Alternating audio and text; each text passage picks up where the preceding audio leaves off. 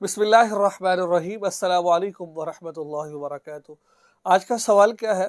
اگر کوئی شخص اپنی شرمگاہ کو اگر کوئی شخص اپنی منی خواب میں گرتے دیکھے لیکن اٹھنے کے بعد نہ ہو، یعنی کہ منی کپڑوں پر نہ لگی ہو، تو اس کے بارے میں کیا حکم ہے؟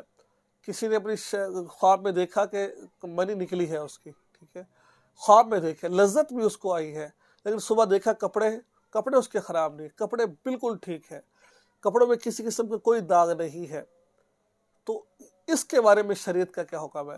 اب اس بندے پر غسل واجب ہوگا یا نہیں ہوگا؟ ٹھیک ہے، تو اس کے بارے میں سن لیجیے۔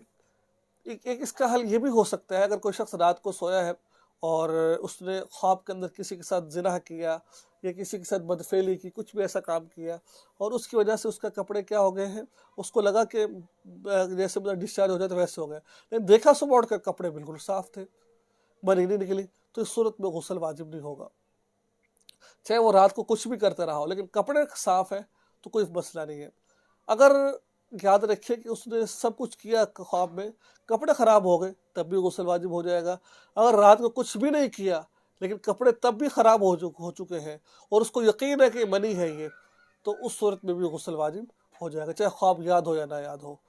تو ٹھیک ہے، تو یہ تھا آج کا انتہائی اہم اور پیچیدہ مسئلہ۔ مجھے امید ہے کہ آپ کو مسئلہ سمجھ آ گیا ہوگا۔ دعا میں یاد رکھیں۔ السلام علیکم ورحمۃ اللہ وبرکاتہ۔